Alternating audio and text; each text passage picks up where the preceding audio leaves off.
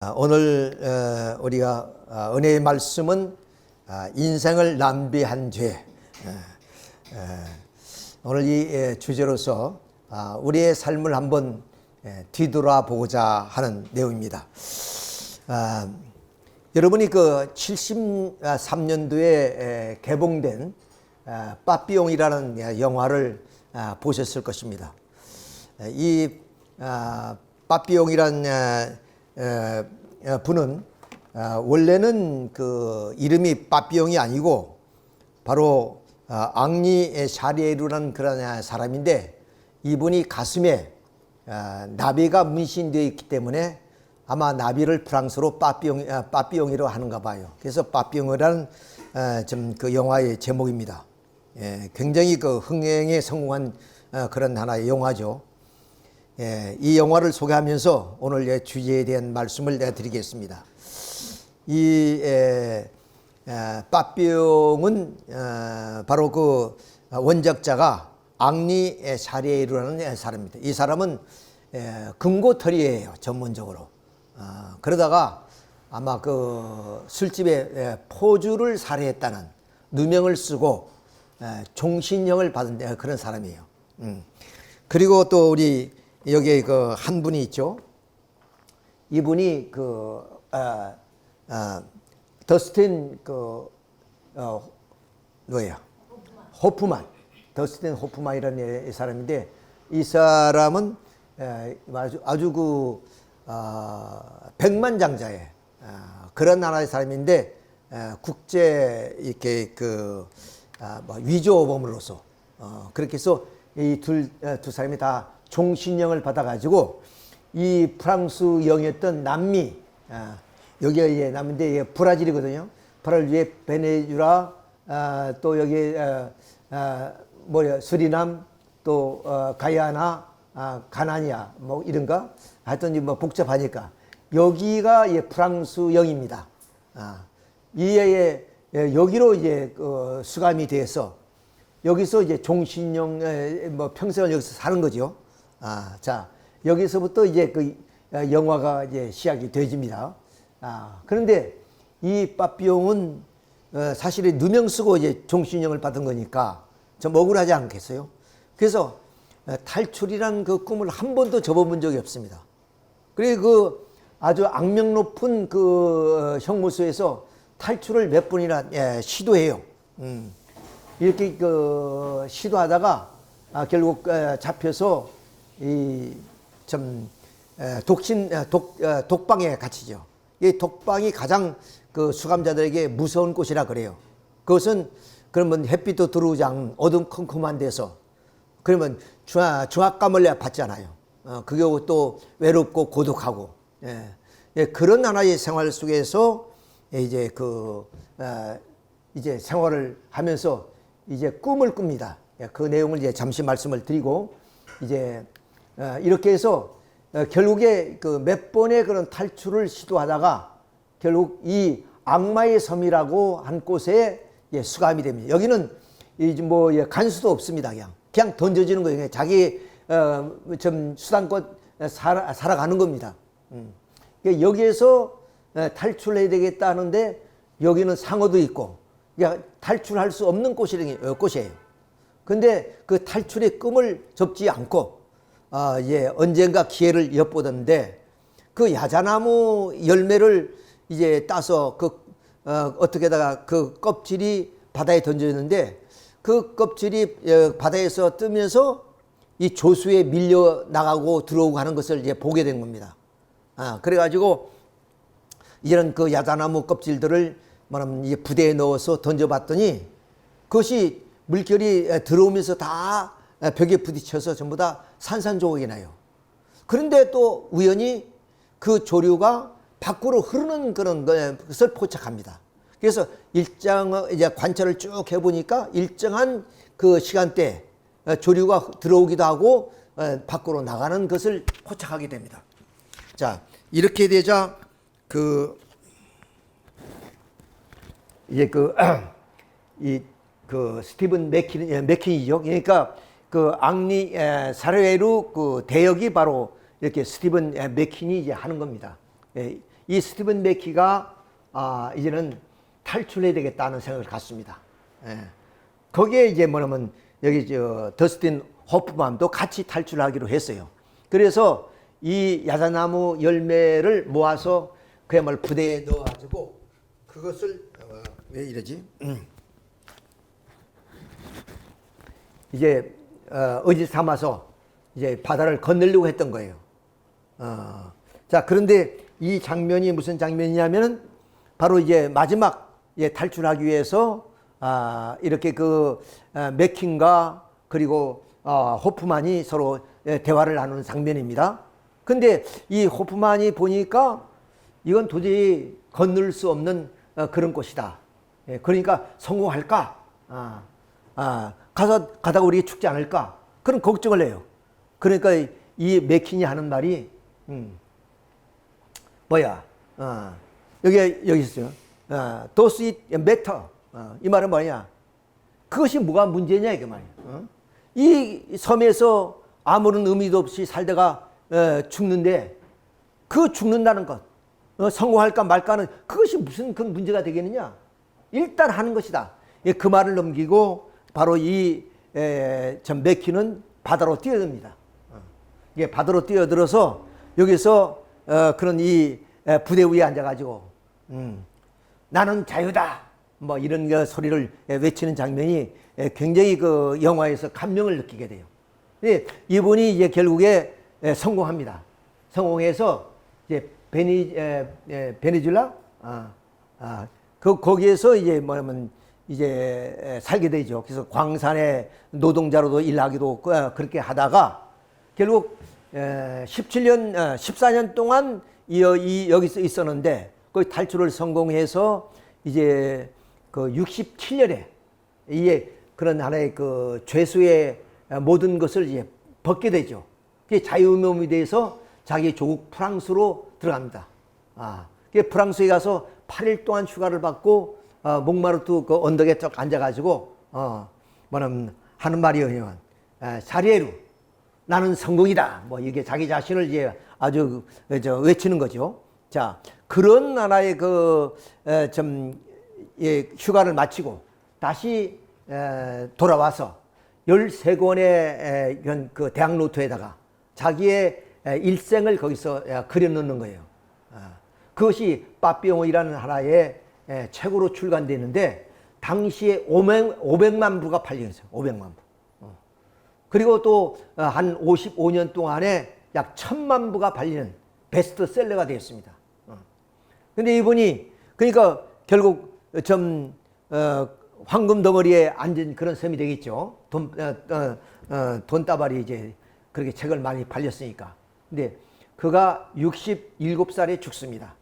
스페인 마드리드에서 이렇게 해서 이제 뭐 그런 장면은 이제 영화에 나오지 않지만은 자, 근데 여기서 이 내가 줄거리를 설명하고자 하는 것이 아니라 여기에 가장 중요한 얘기를 좀 하려고 그래요.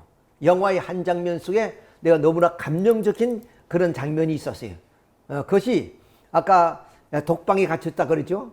그러니까 중압감과 고독감에서 그렇게 좀 햇빛도 들어오는 그런 곳에서 갇혀 있을 때 이분이 꿈을 꿉니다.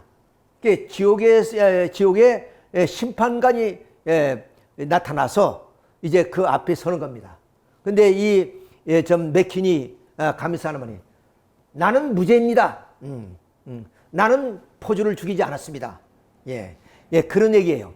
그때 뭐냐면 재판관님 저는 결백합니다. 저는 살인하지 않았어요. 잘 아시지 않습니까? 그래, 넌 사람을 죽이지 않았어. 너는 살인과는 관계없어. 그런데 제가 왜 이런 고통을 받아야 합니까? 너는 인간으로서의 가장 큰 죄, 바로 인생을 낭비한 죄이기 때문이다. 그러니 너는 뭐냐면 유죄다. 유죄. 유죄하면서 깨어납니다. 얘가 어쩐지 모르지만 아무튼 또 탈출의 꿈을 꿔요. 그래서 아까 악마의 섬으로 이제 옮긴 이후에 그렇게 탈출을 시도해서 성공합니다. 그리고 자기의 그 수기가 결국 베스트셀러에서 1000만 부라는 어마어마한 좀 부수를 올리는 그런 베스트셀러가 되었다 그 말입니다. 자, 여기에서 그럼 인생을 낭비한 죄가 무슨 죄냐 그 말이에요. 자, 여기서 우리가 보면은 Sin of Wasted Life라는 그런 글이 있습니다. 이걸 이제 이 좀 재판관이 설명하는 거예요. 자, 너는 너의 인생을 허비한 죄가 있다, sin.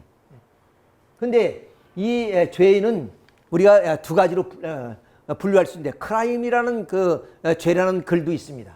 이거는 사회적인 법적인 그 죄를 의미합니다. 근데 sin은 이것은 바로 종교적인 그 법, 율법에 위배되는 신적인 하나의 그런 죄를 의미한다 그 말이에요. 그러니까 너는 이 크라임은 죄를 안 지었어. 너는 무죄야. 그런데 여기 신이라는 죄를 지었다. 너 인생을 허비한 죄. 이것이 바로 종교적인 그런 죄다 그 말입니다. 자, 그러면 이것은 바로 이 맥킨만이 다시 말하면 원작자인 앙리 사리에르만 그 짊어진 죄냐 그 말입니다. 그럼 우리도 다 그런 죄를 짊어지고 있지 않느냐. 인생을 우리는 낭비하면서 살고 있지 않느냐. 이런 하나의 질문을 던지면서 오늘 말씀을 드리고자 하는 거예요. 자, 우리는 어떤 존재냐. 철학가들은 그렇습니다. 그냥 좀 세상에 던져진 그런 그 고독자,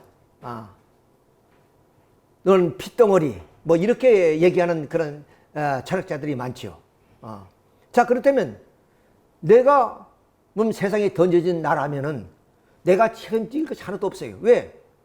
내가 스스로 태어났고 또 스스로 내가 사는 것이기 때문에 나에 대한 책임은 있지만은 사회에 대한 책임, 그리고 신에 대한 책임은 없다는 거네요. 그렇지 않습니까? 근데 분명히 여기서는 크라이마이로 신이라 했어요. 신에 대한 책임이 있다는 거예요. 자, 그 말은 뭐냐? 나는 스스로 던져진 그런 존재가 아니라 신으로부터 창조되어진 존재다 그 말이에요. 그렇기 때문에 신에 대한 책임이 있다는 거예요. 그 말이에요. 자, 그러면 우리는 흔히 나라는 존재가 누구인가는 하나의 질문을 던지는데, 나는 원인자가 아니고 결과적인 존재입니다. 즉 던져진 존재가 아니라 바로 창조된 존재다 그 말이에요. 그러니까 나의 인생의 삶의 목적은 하나님으로부터 주어진 것이지 내가 스스로 그 존재의 목적을 가질 수가 없는 거예요. 자, 그래서 하나님이 우리 인간을 왜 창조했을까 하는 질문을 던져보면서 나의 존재의 목적은 하나님이 나를 창조하신 동기에서부터 부여된 것이다, 이렇게 보는 거예요. 자, 시계를 만든 사람에 의해서 시계가 작동이 되어지고 또 그 가치가 드러납니다. 시계 스스로가 그 목적을 가진 것이 아니라 만든 제작자로부터 시계에게 그 목적을 주어진 거예요. 그것처럼 나라는 존재는 원인적인 존재가 아니라 바로 신에 의해 창조된 결과적인 존재이기 때문에 내 스스로의 목적을 갖는 것이 아니라 하나님의 창조의 동기에 의해서 나의 존재의 목적이 설정된다는 사실이에요.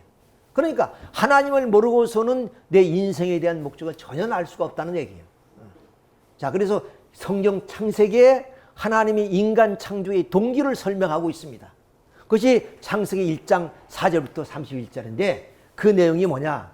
하나님의 6일 동안에 창조하는 과정을 우리가 보게 되면은 바로 이 내용입니다. 태초에 하나님이 천지를 창조하시니라. 하나님이 이르시되 빛이 있으라 하시니 빛이 있었고 그 빛이 하나님 보시기에 좋았더라 있습니다. 즉 하나님은 우리처럼 그런 기뻐하는 그런 하나의 좀 심정의 하나님이다, 이런 것을 우리가 느낄 수 있어요. 또 각기 종류대로 씨 가진 열매를 맺는 나무를 내니 하나님이 보시기에 좋았더라. 낮과 밤을 주관하시고 빛과 어둠을 나누게 해서 하나님이 보시기에 좋았더라. 그러니까 창조가 끝날 때마다 기뻐하시는 모습, 좋아하시는 모습. 그러니 하나님은 뭐냐? 기뻐하고자 하는 심정의 하나님이다. 그러면 우리 문선명 참 아버님께서 심정에 대한 정의를 내리십니다. 아주도 그걸 나는 듣고 놀라웠습니다. 왜냐? 심정이란 뭐냐? 사랑하며 기뻐하고자 하는 정적인 충동이라는 거예요.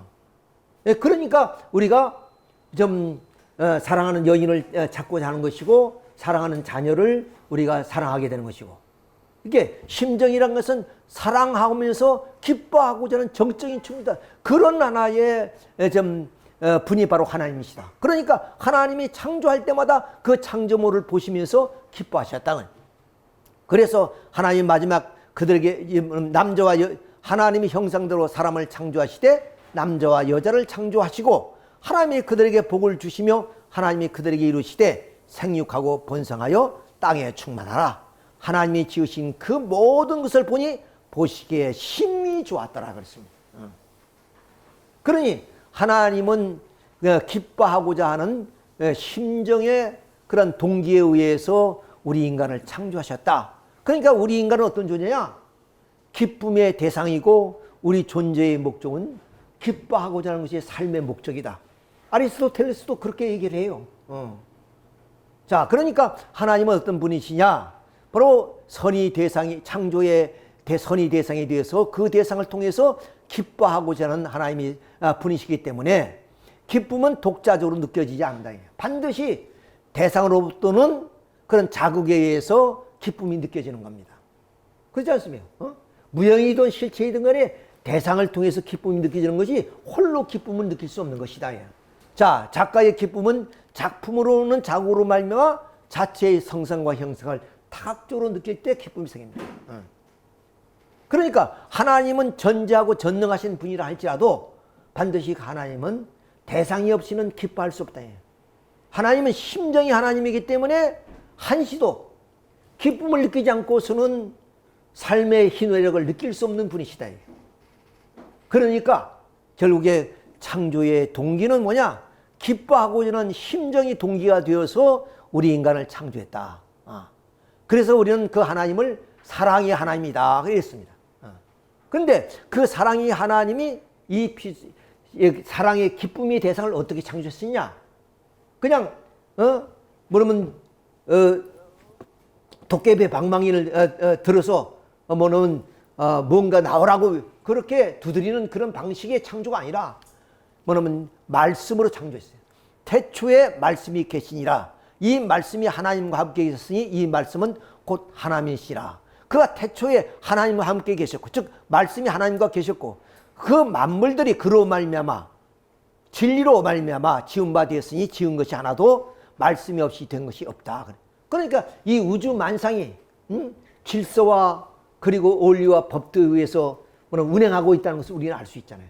우리 인체 하나의 구조도 보면 전부 다 하나의 원리와 질서와 법도에 의해서 우리 인체가 바로 생리적 기능을 유지해 나가는 겁니다. 거기에 우리의 질서를 어기게 되면 병을 얻게 되고 이렇게 되는 거 아니겠습니까?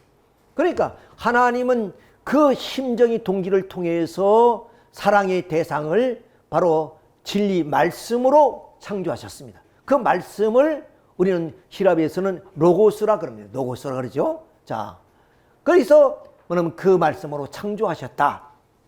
그래서 우리는 하나님을 인격적인 분이다 이렇게 하는 겁니다. 인격분이다. 따라서 그 하나님의 인격성을 닮아서 우리 인간은 어떠냐? 하나님의 기뻐하는 선의 대상이 되어서 우리가 하나님께 기쁨을 돌려드리는 하나님의 아들, 딸이 되는 것이 하나님의 창조의 목적이라는 거예요. 자, 그렇기 때문에 우리 인간도 하나님의 인격을 닮아서 바로 정지의라는 마음의 작용이 이루어지는 거죠. 그래서 우리는 인격자라 그러면 사랑이 있고, 그리고 또한 좀 진리와 법도에 따라서 생활하시는 그런 원리적인 분, 그리고 삶의 의욕성을 가지고 창작해 나가는 그러한 분, 우리는 이거는 인격자라고 하는 거죠. 그건 왜? 지정의를 갖춘 분을 우리는 인격자랍니다. 그럼 그 지정의를 누구를 닮았느냐? 하나님을 닮아놨다 그 말이에요. 따라서 우리 인간은 하나님을 닮으려고 우리가 살아가는 거예요. 우리 삶이. 아까 말씀은 신이라 그랬죠. 신이라는 하나의 죄를 지었는데 그것이 뭐냐? 바로 종교적인 죄, 신적인 죄다 그 말이에요. 그러니까 우리 인간은 어떠냐? 그런 죄를 범하지 않으려면 하나님을 닮고자 하는 삶을 영위해야 된다. 그 다음 하나님이 기뻐하기 위해서 우리를 창조했으니까 우리는 선의 대상에 대해서 하나님처럼 온전한 인간이 된다. 불완전하거나 또는 우리 자신이 모순을 갖고 있다면 그 모순성 덩어리 인간을 보시고 기뻐할 리가 없단 말이에요. 그래서 하나님의 심정이 동기가 되어서 창조된 우리 인간은 하나님의 심정이 대상이 되어서 하나님이 늘 우리를 보시고 기뻐하시고 우리는 그 하나님을 닮아난 존재로서의 우리는 행복한 삶을 영위하게 될 때 하나님은 어떠냐? 바로 우리의 기쁨이 실체를 보시고 정적인 자극을 받아서 하나님은 기뻐하시게 되는 것이다. 이것이 바로 우리의 신적인 삶, 우리 인생을 낭비하지 않고 살아가는 삶의 근본이라는 것을 알아야 돼요. 자, 그럼 하나님은 이러한 한 개인을 통해서 이 땅 위에 충만하도록 번식하라는데 개인을 통해서는 번식할 수 없습니다. 그래서 하나님은 축복해 주신 거예요. 3대 축복이라고 해서 바로 여기서 생육하고 번식하여 만물을 주관하라 하는 축복을 자, 그걸 우리가 그림으로 보면 하나님의 성상과 형상을 닮아서 바로 아담과 해와가 창조됐습니다. 남자와 여자. 그 남자와 여자가 성장해서 개성완성하는 거죠. 개성완성해서 바로 이제 그들이 참 부모가 되면은 선한 아를 딸을 낳고 그 사회와 국가와 세계를 이루는 것이에요. 그러니까 이 사회가 없이는 우리 인간은 사회적인 우리가 동물은 아니지만 사람들은 사회적 동물이라 하지만 그건 잘못된 얘기예요. 뭐냐면 식물과 동물이 다르듯이 인간과 뭐냐면 그 동물과는 전혀 다른 존재입니다. 그러니까 사회적인 존재가 바로 인간이에요. 사회를 구성하지 않고서는 살아갈 수 없어요. 자, 그런 하나의 사회의 그런 구성의 요소가 뭐냐? 그것이 가정이라는 거예요. 우리는 흔히 사회의 단위가 개인이라고 생각하지만 개인이 아닙니다. 가정은 뭐냐? 사회를 형성할 수 있는 하나의 생산 그런 기지가 바로 가정입니다. 사회의 사람들이 죽어버리면 다시 자녀들이 태어나서 사회인이 돼서 사회가 구성될 거 아니에요. 영원히. 그리고 그럼 윤리와 도덕의 그러한 하나의 좀 기원이 바로 가정에서 우리는 사랑 교육을 받고 우리가 성장해서 사회인이 되게 되면 그 사회에 도덕과 윤리가 세워진 질서 있는 사회가 형성된다 그 말입니다. 그러니까 결국에 우리 인간은 이 사회 속에 나라는 존재는 뭐냐? 나 개인을 의미하는 것이 아니라 가정을 의미하는 것이다. 그런 얘기입니다. 그것을 우리가 한번 자세히 살펴보도록 하겠습니다. 자, 하나님의 형상, 곧 하나님의 형상대로 사람을 창조하시되 남자와 여자를 창조하시고 하나님이 그들에게 복을 주시며 그들에게 이루시되 생육하고 번성하여 땅에 충만하라. 아까 말씀드린 내용입니다. 자, 그러면 생육한다는 것은 바로 인격자가 되어서 그 다음 번성을 하면 먼저 부모가 있어야 됩니다. 그래서 선한 부모가 되어서 그 아담과 해와가 자녀를 번식함으로써 가정을 이루어지죠. 그 가정을 통해서 사회, 국가, 세계가 이루어진 이것이 하나님이 창조하신 본연의 목적이 세계입니다. 그러니까 땅에는 반드시 어떠냐? 천국이 이루어져야 돼요. 행복한 그런 사람들이 살아가는 이상세계가 실현되어진다. 그러니까 결국에 이 가정에서 무엇이 이루어지느냐? 모든 사회가 가정을 단위로 해서 이루어지기 때문에 부모의 사랑, 또한 부부의 사랑, 자녀의 사랑이 3대 사랑이 이 가정에서 이루어질 때 마침 우리가 그 색깔은 빨강, 파랑, 노랑이 삼원색이 수많은 색상을 만들어내잖아요. 그러니까 오늘 이 사회의 모든 사랑은 기본적으로 가정에서의 부모 사랑, 부부 사랑, 자녀의 사랑이 모든 사랑의 기본적인 사랑이 돼요. 이런 사랑을 통해서 자녀들이 양육되어지고 또한 교육되어져서 그 자녀들이 세상에 나왔을 때 세상은 아름다운 사회가 되어진다는 거예요. 자, 그렇기 때문에 결국에 이 3대 사랑은 모든 사랑의 스펙트럼을 이루어서 이렇게 뭐냐면 우리가 바라는 천일국이라고 그러죠. 이 천일국은 어떠냐? 바로 이런 3대 사랑을 근본으로 해서 뭐냐면 사람과 사람의 관계가 형성되는 그런 세계예요. 자, 그러면 어떻게 되냐? 여기에서 뭐냐면 사람과 사람이 또 부부간에 또는 형제 자매간에 또는 부자지 간에 뭐냐면 주고받는 사랑의 회로, 거리, 양상, 각도, 방향 그리고 주고받는 힘 속도 등에 의해서 천태만상의 조화가 벌어진다. 이것은 마침 점토 하나를 가지고 그 토기장이가 수만의 구조를 만들어내듯이 이 인간사의 모든 세계는 이렇게 사랑을 중심으로 해서 엮어져 있는 그런 하나의 유기체의 관계를 이루어지는 것이다. 이것이 하나님의 창조의 이상입니다. 창조의 이상이에요. 그러니까 뭐 부부간에 속닥거리는 소리도 서로가 다르잖아요. 왜?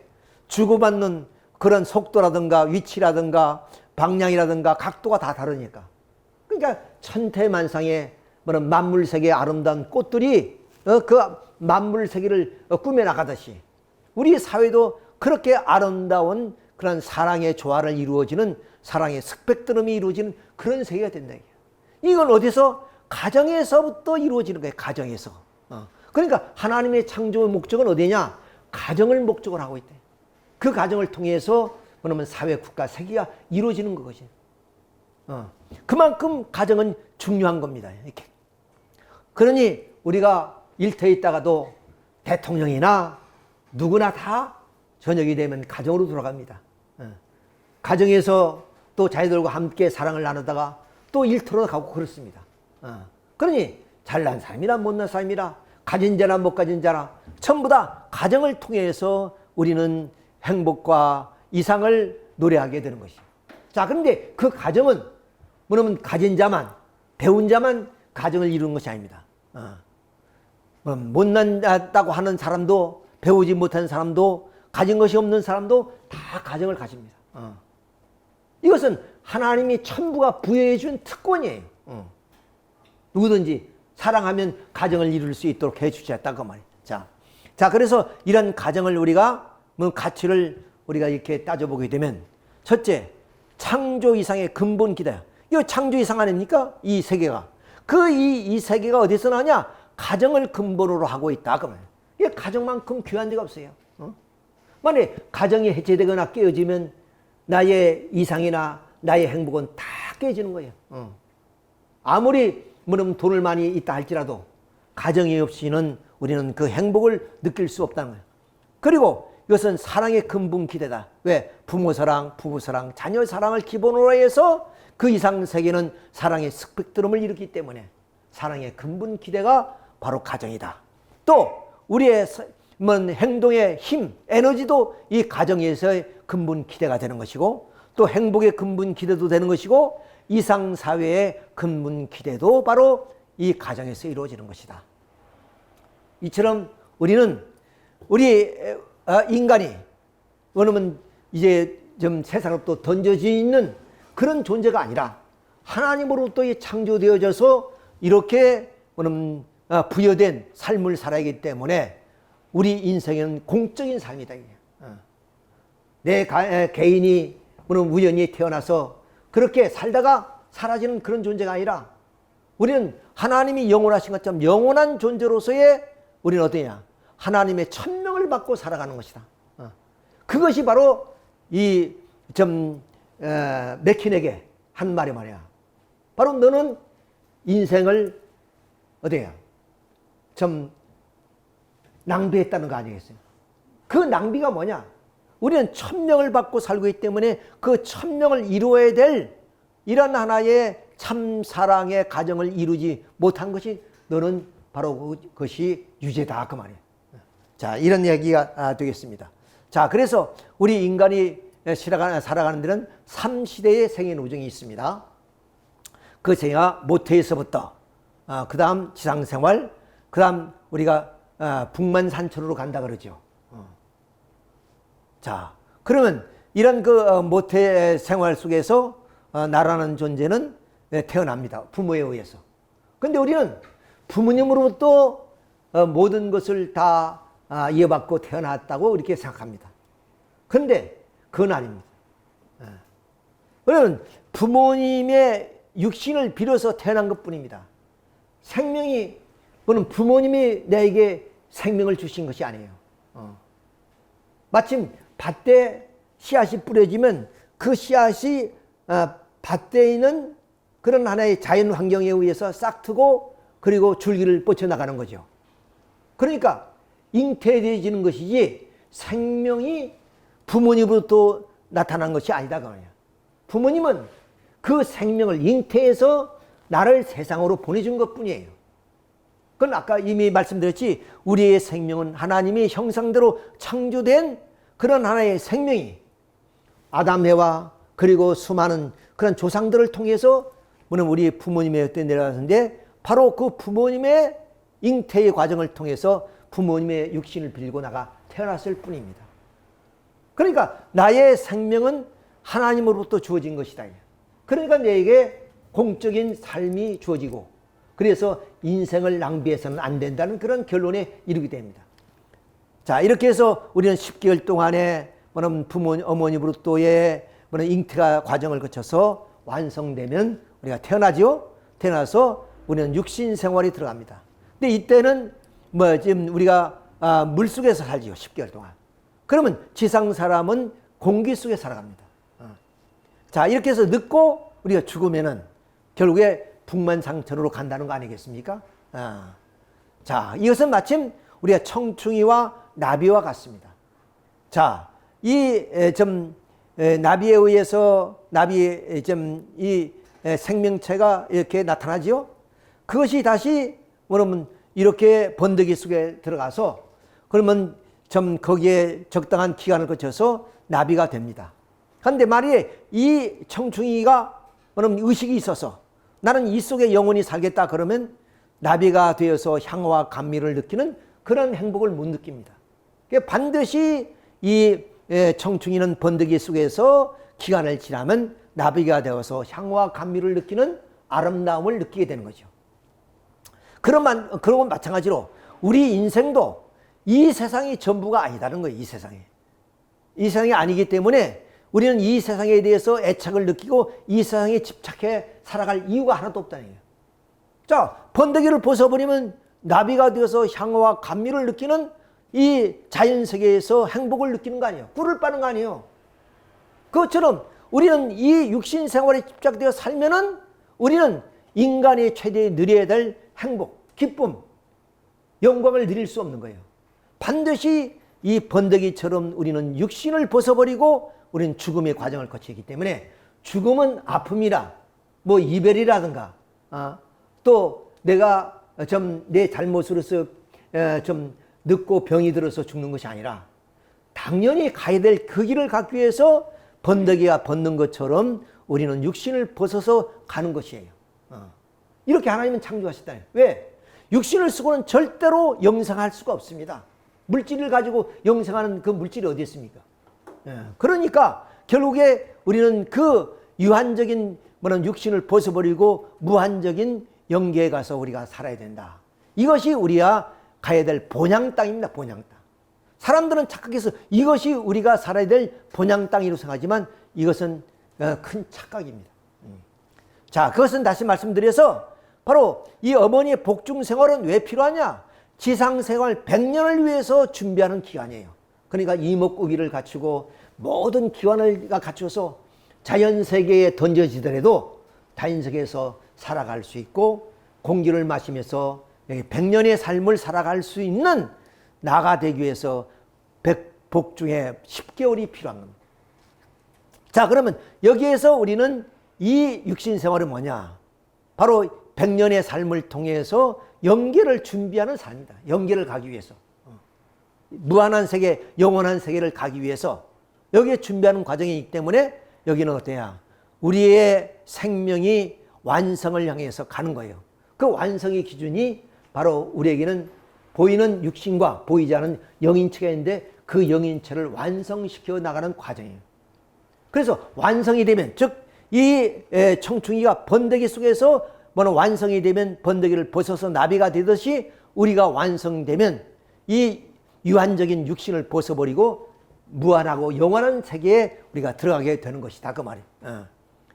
자, 그래서 바로 우리 인간은 이렇게 미련 없이 육신을 벗어야 되는 거예요. 근데 사람들은 그 육신이 벗는 죽음을 두려워하고 공포로 느낀다. 이건 너무나 자연적인 현상입니다. 자연적인 현상. 물론 우리의 생애를 다하지 못해서 우리가 죽는다는 것은 좀 아쉬운 것이지만은, 그러나 우리의 죽음에 대해서 그렇게 공포를 느낄 필요는 없습니다. 자, 그래서 우리 그 통일교에서는 장례식, 이제 우리 뭐냐면 장례식이라 그러죠. 그 장례식을 할 때 보통 우리 사회에서는 국화꽃을 이제 우리가 좀 그 근조조화로 화환으로 이제 우리가 이제 보내곤 합니다. 국화꽃은 뭔가 숙연하고 그런 그 아픔을 대신해주는 그런 하나의 상징이도 되죠. 근데 우리 통일교에서는 국화꽃이 아니라 마침 잔치집에 그 화환을 보내듯이 울긋불긋한 그런 하나의 꽃으로 장식해서 보냅니다. 어제 명절날입니까? 우리 존경하는 창원의 124 가정 우리 형님이 91살에 돌아가셨어요. 그래서 우리 부산 성전 이름으로 근조 화환을 보냈습니다. 그래서 그러면 좀 그 주문을 했더니 주문하는 사람이 의아하게 생각해요. 당연히 근조 조화는 그럼 국화꽃을 꽂아야 되는 줄 아는데, 아니 장미도 꽂고 뭐 울긋불긋한 거 꽃을 꽂아서 가라니까. 그래서 우리들이 좀 그 예는 그렇습니다. 그래서 말씀을 드려서 보냈었는데, 그럼 어쩌면 세상 사람들 보면 의아하죠. 왜? 죽음이란 것은 이것은 불행이 아니고 또 이건 우연한 하나의 문제로 나타나는 것이 아니라 당연히 가야 될 그 길을 가는 것이기 때문에 술 팔 이유가 없다니. 더구나 91살이었으면 만수를 누리고 가는 거 아니겠습니까? 그런데 왜 술 팔 이유가 뭐 있어요? 다시 말하면 또 우리는 하나님의 섭리의 그런 길을 걸어왔고 하나님의 뜻을 알아서 그 뜻을 이루어난 산. 좀 아까 빠삐용처럼 인생을 허비한 사람이 아니란 말이에요. 우리는 충실하게 축복을 받아서 아까 말씀드렸던 사회의 근본이었던 사랑의 근본 기대인 가정을 이루어서, 그럼 2세, 3세들이 다 태어났으니까 우리 이 세상에서 물론 인생을 낭비한 그런 사람이 아니기 때문에 당당하게 영계를 향해서 가는 겁니다. 그 얼마나 기쁘겠어요. 예를 들면 저희 모친이 지금 뭐 돌아가신 지 굉장히 오래됩니다만은 좀 저희 고향 제주에 이제 묻혀드렸습니다. 그때 우리 제주에 담당했던 그 목사님이 와서 성화식을 다 주관해 주셨는데, 그때 어디냐? 그 목사님이 하시는 말씀이 빨리 이 식을 끝내야 됩니다. 예, 그런 말씀하세요. 근데 저희 누님 두 분이 저 외국에 사시는데 이제 외국에 이제 공항에 들어오긴 들어왔어요.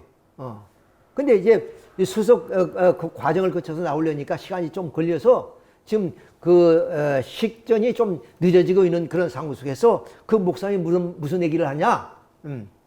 빨리 하셔야 됩니다. 그래요.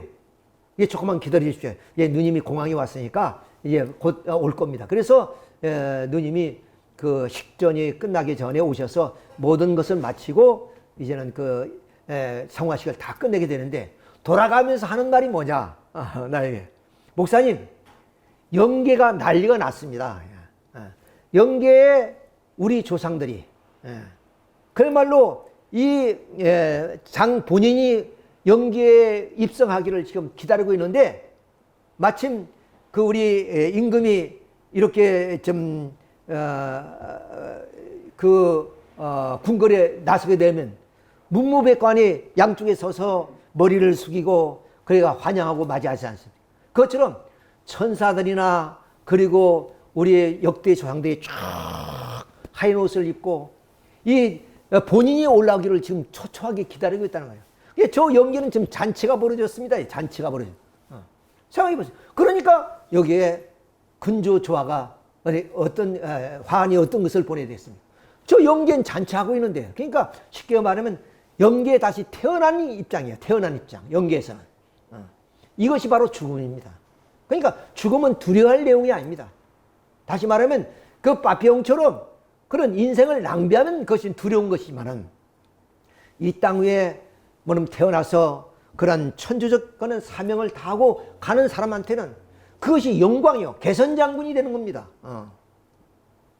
자, 그런 것처럼 우리가 좀 죽음이란 건 결코 두려운 것이 아니다.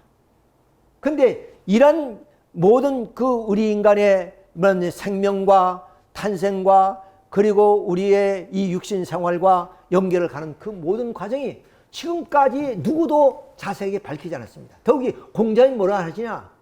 죽음이 무엇입니까? 그 제자가 물으니까 태어남도 모르는데 어떻게 죽음을 얘기할 수 있느냐? 이런 말씀까지 하셨어요. 근데 우리 문선명 참부모님께서는 생명의 근원에서부터 우리의 태어남과 삶의 과정 그리고 죽음이 무엇이고 연계가 어떻게 되었다는 것을 너무나 자세하게 설명해 주셨어요.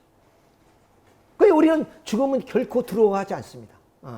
당연히 우리에게 다가오는 그 죽음은 우리가 맞이해서 이 유한적인 육신을 벗어버리고 무한한 영계의 세계로 들어가는 것이 우리가 본향 땅으로 가는 길이기 때문에 당연한 길입니다. 그렇게 가야 됩니다. 그러니까 그 보내드릴 때 어떻게 했어요? 숙연한 국화꽃을 꽂아야 되겠습니까? 그렇지 않으면 환영의 그런 입장에서 바로 우리가 아름다운 꽃을 꽂아야 했습니다. 근데 제가 어저께 그 사진을 면밀히 봤어요. 봤더니 협회에서 온 그 군조화는 뭐였냐? 성화라고 하거든요. 우리는 장례라고 하지 않고 성화라고 합니다. 그 종교마다 좀 다르죠. 예, 그 명칭이. 우리는 성화라고 하는데 거기다 뭐냐면 나는 성화라고 썼는데 우리 협회장님은 축성화 이렇게 썼어요. 그러니까 세상 사람들 보면 얼마나 놀라겠습니까? 아니 부친이 돌아가셔서 뭐냐면 슬퍼서 곡하는데 거기다 축자로 썼어요. 축자로 썼어. 그러니까 잘 죽었다 이런 뜻으로 해석할 수도 있단 말이에요. 그래 이런 원리를 모르면 그렇게 오해를 할 수 있지만 그것이 아니다 하는 것을 우리가 알 수가 있습니다. 자 이렇게 해서 우리 인간은 이 육신 생활을 하는 이유가 뭐냐? 바로 이 땅 위에 사랑의 세계니까. 자 이제는 물을 중심에서 10개월 살았고 공기를 중심 100년 살았다면 여기는 사랑의 세계입니다. 그러니까 이 땅 위에서 부모 사랑, 부부 사랑, 자녀 사랑, 형제의 사랑을 만끽하고 가는 사람에게 그런 사람은 어떤 사람이냐? 그것이 빠삐용처럼 인생을 낭비한 사람이다. 그 사랑을 위해서 열심히 산 사람이다. 열심히 산 사람이다. 그래서 우리는 그 사랑을 가지고 가면 사랑이라는 건 체유를 통해서 느끼는 겁니다. 물론 배워서 사랑을 우리가 느끼는 것이 아니라 실제 물론 부모 사랑, 부부 사랑, 자녀 사랑을 우리가 실제로 체유를 해야 됩니다. 이성의 사랑을 체유를 해보지 않고 이성의 사랑을 논할 수 있어요? 그러니까 다시 말하면 스님이나 우리 신부님이나 이런 분들이 뭐는 남녀간의 사랑을 논할 자격이 없는 분들입니다. 뭐 사랑을 해봐야 말이지. 그래서 어떤 분이 참 예수님을 믿고 너무 예수님의 그런 삶이 고귀하기 때문에 나도 예수님처럼 살아야 되겠다. 그래서 시집을 안 가고 열심히 독신 생활로서의 참 그렇게 고고하게 살아서 영계를 갔습니다. 그 영계를 갔는데 같이 마침 베드로 사도가 계시는 거예요. 그래서 너무 기뻐서 베드로 사도님 제가 왔습니다. 누구시죠? 김아무개 아무개입니다. 그래요? 그러면 족보를 한번 봐야 되네. 족보를 쭉 떠져보니까 여기는 명단이 없네요. 그러더니 나 같은 사람이 여기 안 오면 누가 오겠습니까? 나는 지상에서 시집장 가도 안 가고 그야말로 고고하게 주님만 믿고 살아왔습니다. 그래요? 그러면 그렇지. 그러면 아랫동네에 있겠네. 아랫동네. 왜 사랑을 느껴보지 못한 사람이 어떻게 천국에 와서 사랑을 하겠냐 그 말입니다. 그러니까 독신 생활도 어떻게 보면 죄입니다. 인생을 낭비한 삶이. 근데 반드시 축복을 받아요. 그래서 여러분들이 좀 사진을 봐서 알겠지만 참부모님이 계실 때 스타린 교주, 밀륜고 대주교, 이 밀륜고 대주교는 바로 바티칸 그런 그 교황청에서 교황을 모시던 사람이에요. 이런 사람이 원리를 듣고 내가 세상을 낭비했구나, 인생을 낭비했구나 생각을 와서 나이가 90이 넘었지만 와서 좀 우리 참부모님으로부터 축복을 받아서 뭐 나이가 많이 드니까 자녀는 못 낳았지만 그러나 스타린 교주는 남매를 낳았어요. 남매를. 자 이런 것이 뭐냐? 인생을 낭비한 그런 삶이에요. 자 그래서 우리 인간은 이 세상에 태어나서 가정을 가져서 가정에서 바로 그렇게 부모 사랑, 자녀 사랑, 형제 사랑을 통해서 우리는 사형을 체류하고 그 사랑을 가지고 들어가서 사랑이 세계니까 사랑을 노래하면서 사는 것이 우리의 본향 땅이다 하는 것을 알 수 있습니다. 자, 그래서 우리는 이제 부모로부터 선택돼서 이 땅에 태어나서 나 자유의지에 의해서 삶을 영위하다가 그 사랑을 가지고 결과적인 사랑의 세계 본향 땅으로 들어간 것이 우리 인생이다 하는 것을 우리가 이제 말씀을 내드릴 수 있습니다. 자, 그래서 인생은 뭐냐? 본향으로 가는 길이다. 죽음을 두려워하지 말아라. 본향으로 가기 위해서는 어디야? 그러면 천부가 부여해 준 그런 하나의 인생의 삶을 살아야 된다. 빠삐용처럼 인생을 낭비해서는 안 된다. 그 말입니다. 자, 여기 이제 이 말씀을 드리고 마치겠습니다. 이번에 뭐냐면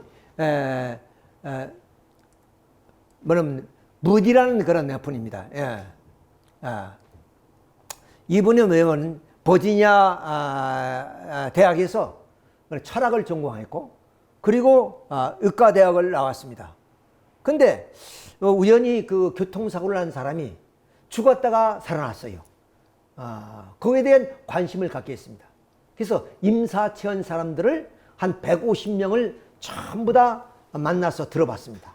예, 그 가운데 50명을 선발해서 바로 라이프 애프터 라이프라는 그 책을 발견했는데 이것도 베스트셀러가 됐습니다. 이건 우리가 한국말로 하면 삶의 뒤에 삶. 예.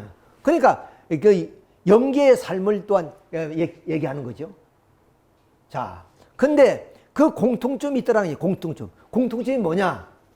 모든 사람은 죽으면 반드시 질문을 받더라는 거예요. 어떤 질문이야? 첫째, 인생의 삶은 소명을 다했느냐? 그러니까 인생을 낭비하지 않았느냐? 그 말이에요. 똑같은 말이죠. 빠병처럼. 소명을 다했느냐? 두 번째 질문이 뭐냐? 유하여 살았느냐? 그 말이에요. 사랑하면서 이 세상에 살았냐? 부모 사랑, 부부 사랑, 자녀 사랑, 형제의 사랑을 통해서 뭐냐면 이웃과 함께 더불어 살았냐? 나라와 민족을 위해서 그렇게 살았냐? 유하여 살았냐? 두 가지 질문이 공통점이라는 거예요. 그것이 오늘 주제의 말씀과 같은 의미를 가지고 있습니다. 자, 그래서 우리는 어디냐? 이 무디 박사의 얘기처럼 바로 우리 이 땅 위에 소명은 뭡니까? 빠삐용이 인생을 낭비한 것이 뭡니까? 바로 부모 사랑, 부부 사랑, 자녀 사랑의 아름다운 가정을 이루지 못했다는 거죠. 자, 그에 대한 하나의 죄가 신이고, 그 다음 또 이 무디 선생이 박사가 얘기하는 하나의 유하여 사는 삶, 그런 삶을 우리가 이제 살고 당당하게 우리는 영계 본향 땅에 입성해야 되겠다 하는 말씀을 드리면서 오늘 말씀을 마치도록 하겠습니다.